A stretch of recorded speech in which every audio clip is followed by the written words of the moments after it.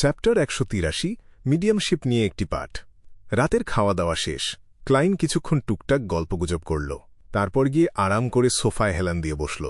একটু আগেই আওয়া ইভিনিং নিউজ নামের পত্রিকাটা দিয়ে গেছে। সে ওটা হাতে তুলে নিল। তারপর বেশ আয়েশ করে খবর পড়তে শুরু করল। বেনসন মোরেটি ঠিক তার বোনের উল্টো দিকে বসে আছে। তার চেহারায় একটা বিরক্তিকর আর তিক্ত ভাব। তার সামনেই ডাইনিং টেবিলটা রাখা। বেলা একটু আগেই সেটা মুছে একদম তক্তকে পরিষ্কার করে দিয়ে গেছে। টেবিলের ওপর এখন রাজ্যের বইপত্র। সেখানে গ্রামার বই, ক্লাসিক সাহিত্যের বই, হিসাববিজ্ঞানের নোট আর আরও কত কি ছড়ানো ছিটানো। মেলিসা মোরেত্তির সামনেও তার নিজের পড়ার নোটস আর স্টেশনারি জিনিসপত্র রাখা। সেগুলোর মাঝে কলম, কাগজ, রুলার আর কম্পাস তো আছেই, আরও অনেক টুকিটাকি জিনিসও রয়েছে। আমার তো মনে হচ্ছে আমি যেন ১০ বছর আগের অতীতে ফিরে গেছি, বেনসন অভিযোগের সুরে বলল। তখনও আমি চার্চে সানডে স্কুলের একজন সাধারণ ছাত্র ছিলাম। এই কথাগুলো বললেও সে কিন্তু মাথা নিচু করে নিজের পড়া চালিয়েই যেতে লাগল। খারাপ না ব্যাপারটা? এই দৃশ্যটা দেখে আমার নিজেরই কেমন যেন একজন অভিভাবক হওয়ার মতো গর্ব অনুভব হচ্ছে। ক্লাইন মনে মনে ভাবল। তারপর সে মুচকি হেসে বলল, জ্ঞান একজন মানুষের ভাগ্য বদলে দিতে পারে, আর পরিশ্রম এনে দেয় চূড়ান্ত সাফল্য। অবশ্য এই কথার পেছনের অর্ধেকটা আমি নিজেই বানিয়ে বললাম। কে জানে রোজেল গুস্তাভা আগে কখনো এমন কিছু বলেছিল কিনা। সে মনে মনে একটা ছোট্ট রসিকতা করল। দেখতে দেখতেই পুরো ঘরটা একদম শান্ত হয়ে গেল। শুধু পাতার ওপর দিয়ে কলম চলার খসখস শব্দ আর বইয়ের পাতা উল্টানোর আওয়াজ ছাড়া সেখানে আর কোনো শব্দ নেই। বেলা এর মাঝেই থালা বাসন সব ধুয়ে ফেলেছে। রান্নাঘরটা গুছিয়ে সে দোতলায় নিজের ঘরের দিকে চলে গেল। এই ছোট ঘরটা আগে আসলে গেস্ট রুম হিসেবেই ব্যবহার করা হতো। ক্লাইন পত্রিকা পড়ার ফাঁকে ফাঁকে তার শিবে ব্ল্যাক টিতে চুমুক দিতে লাগল। মাঝে মাঝে সে তার ভাইবোনদের সাথে দুই একটা ছোটখাটো কথাও বলছিল। সময়টা সত্যিই খুব আরামদায়ক কাটছিল তার।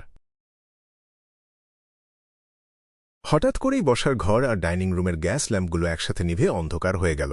মনে হল যেন হঠাৎ করে জ্বালানি ফুরিয়ে গেছে। বেনসন আর মেলিসার সাথে সাথে মাথা তুলে ল্যাম্পগুলোর দিকে তাকাল। তারা বোঝার চেষ্টা করছিল আসলে কি ঘটেছে। ক্লাইনও ল্যাম্পগুলোর দিকে তাকাল। ঠিক এই মুহূর্তে সে অনুভব করল কি যেন একটা তার হাত স্পর্শ করেছে।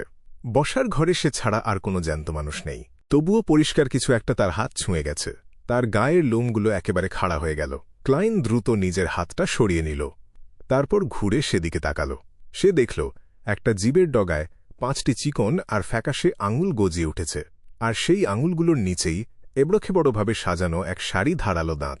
ক্লাইন নিজের রিফ্লেক্স থেকেই পকেটে হাত ঢোকাল।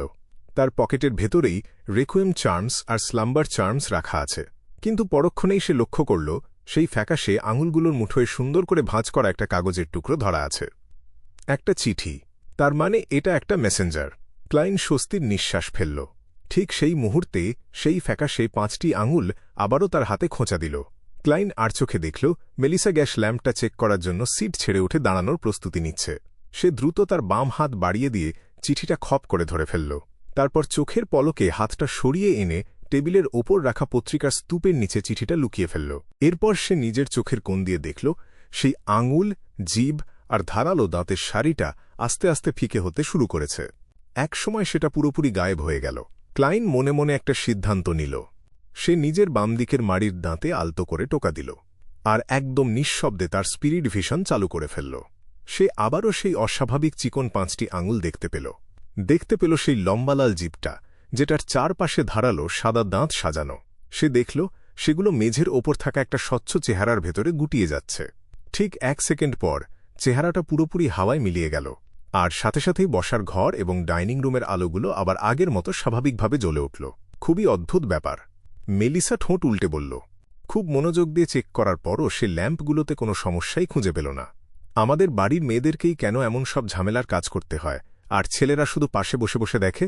ক্লাইন আপন মনেই নিজের মাথা নাড়ল। তারপর সে তার স্পিরিট ভিশন বন্ধ করে দিল। স্পিরিটরা যদি নিজেদেরকে দেখাতে চায় আর তাদের যদি সেই ক্ষমতা থাকে, তাহলে একজন সাধারণ মানুষও তাদেরকে দেখতে পারে। একটু আগে যা ঘটল সেটা এমনই একটা উদাহরণ। গ্যাস ল্যাম্পের এই অদ্ভুত সমস্যা নিয়ে কিছুক্ষণ কথাবার্তা বলার পর মোরেটি ভাইবোনরা আবারও চুপচাপ হয়ে গেল। বেনসন আর মেলিসা আবারও তাদের জ্ঞানের সাগরে ডুব দিল। ক্লাইন পত্রিকাটাকে একটা আড়ালের মতো ব্যবহার করল। তারপর এক হাত দিয়েই খুব সাবধানে চিঠিটা খুলল। সে কাগজটা পত্রিকার পাতাগুলোর মাঝখানে রাখল। তারপর স্পিরিট গাইড ডালির পাঠানো সেই উত্তরের চিঠিটা পড়তে শুরু করল। আমি আবারও জোর দিয়ে বলতে চাই, আমি স্পিরিট মিডিয়াম উপাধিটাই বেশি পছন্দ করি। তুমি যে বিষয়টা জানতে চেয়েছিলে সেটার ব্যাপারে আমি তোমাকে একটা ইতিবাচক উত্তরই দেব। হ্যাঁ, মিডিয়ামশিপের রিচুয়ালগুলো শুধু জ্যান্ত মানুষের ওপরেই নয়, যে কোনো জীবিত প্রাণীর ওপরেও ব্যবহার করা যায়। তবে এই কাজটা বেশ ঝামেলার এবং এর মধ্যে কিছুটা বিপদও লুকিয়ে আছে। মৃত ব্যক্তিরা যে আত্মাগুলো পেছনে ফেলে যায় সেগুলো একদম বিশুদ্ধ হয়। তাদের মধ্যে কোনো ভেজাল বা এলোমেলো চিন্তাভাবনা খুব একটা থাকে না। আমরা খুব সহজেই তাদের সাথে যোগাযোগ করতে পারি, তাদের প্রশ্ন করতে পারি এবং কোনো বাধা ছাড়াই উত্তর পেতে পারি। অবশ্য তুমি চাইলে ড্রিম ডিভিনেশনের পদ্ধতি ব্যবহার করে সরাসরি তাদের কাছ থেকে দৃশ্যও গ্রহণ করতে পারো। কিন্তু জ্যান্ত মানুষের ক্ষেত্রে এই ব্যাপারটা এতটা সহজে নকল করা যায় না। যার উপর তুমি এটা প্রয়োগ করবে তার তখনও নিজস্ব একটা ইচ্ছাশক্তি থাকে, আর সে আত্মাদের মধ্যে এই ধরনের অরক্ষিত যোগাযোগের বিরুদ্ধে অবশ্যই লড়াই করবে। চিঠির এই অংশটুকু পরে ক্লাইনের ঠোঁটের কোণ একটু কেঁপে উঠল। সে নিশ্চিত হল যে চিঠিটা স্বয়ং ডালি নিজেই লিখেছে। অরক্ষিত যোগাযোগ এভাবেই তো সে সবসময় কথা বলে।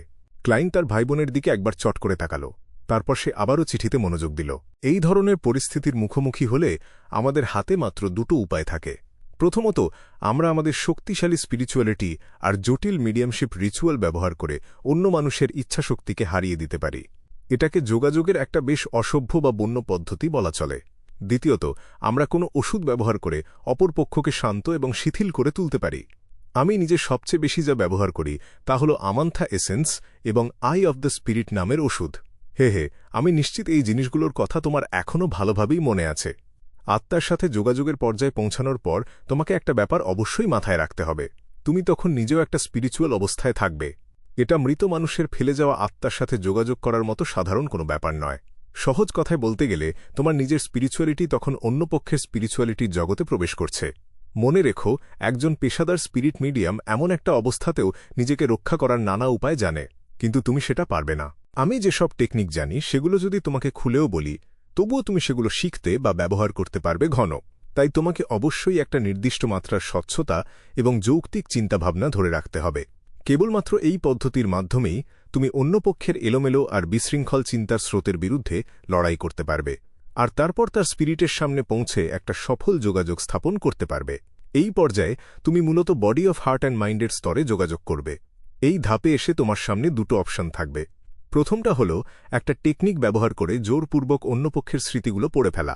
তবে এক্ষেত্রে তোমাকে খুব সাবধান থাকতে হবে, কারণ তুমি যা পড়ছ সেটাই যে তোমার কাঙ্ক্ষিত তথ্য সে ব্যাপারে তুমি কখনোই পুরোপুরি নিশ্চিত হতে পারবে না। তুমি যদি কোনো মানুষের কাছ থেকে বাছবিচার ছাড়াই একগাদা স্মৃতি গ্রহণ করে বসো, তাহলে তোমার নিজের আত্মাটাই ভেঙে পড়ার প্রবল আশঙ্কা থাকে। তাছাড়া এটা তোমার টার্গেটের আত্মারও মারাত্মক ক্ষতি করবে। এমনকি অনেক সময় এটা তাদেরকে পুরোপুরি ধ্বংসও করে দিতে পারে। তুমি যদি একজন পেশাদার স্পিরিট মিডিয়াম না হয়ে থাকো, তাহলে আমি তোমাকে এই পদ্ধতিটা ব্যবহার করার পরামর্শ দেব না। দ্বিতীয় অপশনটা হল অন্য পক্ষের বডি অফ হার্ট অ্যান্ড মাইন্ডের সাথে খুব নম্রভাবে যোগাযোগ করা। তুমি যেভাবে ভেতরে প্রবেশ করো না কেন, সেটা জোর খাটানো হোক বা ওষুধ প্রয়োগ করেই হোক, টার্গেট নিশ্চিতভাবেই একটা ঘোর লাগা আর ঝিম ধরা অবস্থায় থাকবে। সাধারণত তারা কোনো মিথ্যা কথা বলতে পারবে না, ঠিক যেমনটা তুমিও পারোনি। না, তোমার সাথে কি ঘটেছিল সেটা তুমি কিছুতেই মনে করতে পারবে না, যদিও আমি জানি তুমি নিশ্চিতভাবেই ব্যাপারটা ভুলে গেছ। দুঃখিত ম্যাডাম ডালি, আমি কিন্তু সে সময় বেশ ভালোভাবেই সজাগ ছিলাম। ক্লাইন মনে মনে হাসতে হাসতে দৃষ্টি নিচু করল। তারপর সে চিঠির বাকি অংশটুকু পড়তে শুরু করল। এই ধরনের যোগাযোগ তোমাকে একদম আসল উত্তর পেতে সাহায্য করবে, তবে সেগুলো যে সবসময় পুরোপুরি সত্যি হবে এমন কোনো কথা নেই। আমি কি বলতে চাইছি সেটা তোমার বোঝা উচিত। তুমি যদি পত্রিকা পড়ে থাকো তাহলে সম্রাট রোজেল গুস্তাভের সেই বিখ্যাত উক্তিটা নিশ্চয়ই শুনেছ। আমার উক্তিটা হুবহু মনে নেই, তবে উক্তিটির মূল কথা হল, একজন মানুষ যা বলবে তা সত্যি হবে, সম্পূর্ণ সত্যি হবে এবং সত্যি ছাড়া আর কিছুই হবে না। সংক্ষেপে বলতে গেলে একটা স্পিরিট হয়তো সবকিছু মনে রাখতে পারে না, কারণ অনেক স্মৃতি মানুষের অবচেতন মনে অথবা সামষ্টিকভাবে অবচেতন স্তরে লুকিয়ে থাকে। আমার এই কথাটা উল্লেখ করা উচিত হয়নি। ডান স্মিথ এটাকে সাইকোলজি অ্যালকেমিস্টদের শয়তানি থিওরি বলে ডাকে। তাই তোমাকে অবশ্যই আত্মাকে পথ দেখাতে পারতে হবে, আর নিজের প্রশ্নগুলো সাজানোর ব্যাপারে তোমাকে বেশ দক্ষ হতে হবে। তুমি কি বুঝতে পারছ? এর সাথে সম্পর্কিত টেকনিকগুলোর মধ্যে রয়েছে। এগুলো সবই স্বাভাবিক পরিস্থিতির কথা বলা হলো, কিন্তু যখন আমরা পাগল হয়ে যাওয়া কোনো বিয়ন্ডারের আত্মার সাথে যোগাযোগ করার চেষ্টা করব, তখন আমাদের কোন বিষয়গুলোর দিকে মনোযোগ দেওয়া উচিত? ব্যাপারটা একই, তোমার নিজের স্বচ্ছতা বজায় রাখা। তোমাকে কোনোভাবেই ঘোরের মধ্যে পড়ে গেলে চলবে না, কারণ একজন বিয়ন্ডারের স্পিরিচুয়ালিটি অনেক বেশি শক্তিশালী হয়। আর তাদের স্পিরিট সবসময় বিশৃঙ্খল চিন্তাভাবনায় পরিপূর্ণ থাকে। আমি তোমাকে একটা উদাহরণ দিচ্ছি। একজন সাধারণ মানুষের চেতন মন হল একটা দ্বীপের মতো, আর অবচেতন মন হল সেই দ্বীপের নিচের সমুদ্রের অংশটুকু। সামষ্টিক অবচেতন হল দ্বীপের চারপাশের বিশাল সমুদ্র, আর আকাশটা হল স্পিরিট দুনিয়ার অংশ। অন্যদিকে একজন বিয়ন্ডারের ক্ষেত্রে তার দ্বীপে হয়তো একটা নিয়ন্ত্রণযোগ্য জীবন্ত আগ্নেয়গিরি থাকতে পারে, কিন্তু একজন পাগলের দ্বীপে এমন একটা আগ্নেয়গিরি থাকে যেটা যে কোনো সময় অগ্নুৎপাত ঘটাতে পারে। এটা পুরো দ্বীপের ভিত্তিকে কাঁপিয়ে দেবে আর চারপাশের সমুদ্রকে দূষিত করে ফেলবে। যখন তুমি একজন পাগল মানুষের স্পিরিটের সাথে অরক্ষিত অবস্থায় যোগাযোগ করবে, তখন তার সেই বিশৃঙ্খল চিন্তাভাবনাগুলো তোমাকে সংক্রমিত করতে পারে, ঠিক যেমনটা সমুদ্রের দূষিত পানি বাইরের দিকে প্রবাহিত হয়ে বহুদূর পর্যন্ত ছড়িয়ে পড়ে। হ্যাঁ, এমন পরিস্থিতিতে তার স্পিরিটকে চ্যানেল করা মানে হল তোমার নিজের সমুদ্রকে তার সমুদ্রের সাথে জুড়ে দেওয়া। তাই তোমাকে এই দূষণের ব্যাপারে খুব কড়া নজর রাখতে হবে।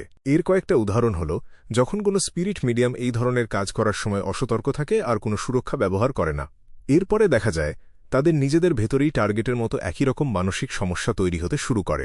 স্বাভাবিক অবস্থায় মানসিক রোগগুলো কিন্তু ছোঁয়াচে নয়, কিন্তু মিস্টিসিজমের জগতে আত্মাদের চ্যানেল করার এই অদ্ভুত দুনিয়ায় সেগুলো সত্যিই ছোঁয়াচে হতে পারে। নিজের স্বচ্ছতা বজায় রাখা আর টার্গেটের এলোমেলো চিন্তার দ্বারা প্রভাবিত না হওয়া, এই বিষয়গুলোর দিকে তোমাকে অবশ্যই মনোযোগ দিতে হবে। এরপরই আসবে তোমার সেই সাজানো প্রশ্নগুলো, যেগুলো ব্যবহার করে তুমি একজন পাগল মানুষের সাথে বেশ কার্যকরভাবে যোগাযোগ করতে পারবে।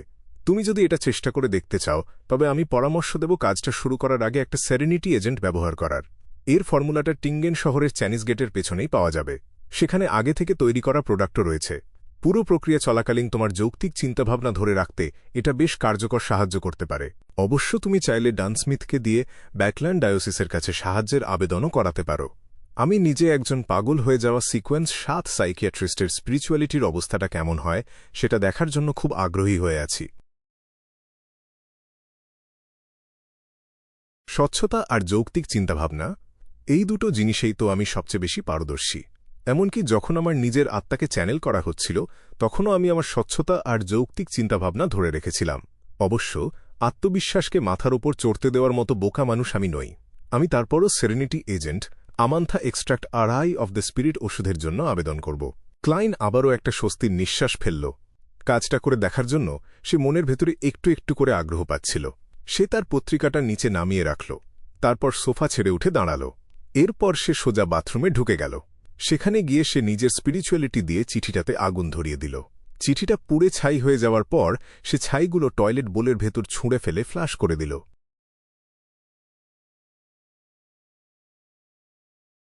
সেই রাতে ক্লাইন নিজেকে তলব করার রিচুয়ালটা আবারও চেষ্টা করল, আর ফ্লেয়ারিং সান চার্মটাকে সে স্পিরিট দুনিয়া থেকে এই ভৌত জগতে নিজের ঘরের ভেতরে নিয়ে আসল।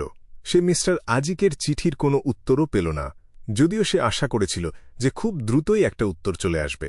হয়তো সেই জ্ঞানগুলো মনে করার জন্য তার আরও কিছুটা সময় দরকার, বা হতে পারে তিনি হয়তো এই মুহূর্তে উত্তর দেওয়ার মতো অবসর পাচ্ছেন না, কিংবা এমনও হতে পারে তিনি হয়তো ভাবছেন যে এই রাতে চিঠি পাঠালে আমার ঘুমের ব্যাঘাত ঘটবে।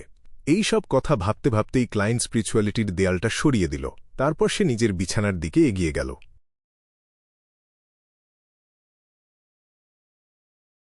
পরদিন মঙ্গলবার সকাল, ক্লাইন ব্ল্যাকথর্ন সিকিউরিটি কোম্পানিতে প্রবেশ করল, আর প্রতিদিনের নিয়ম মেনেই সে ক্যাপ্টেনের অফিসের দরজায় টোকা দিল।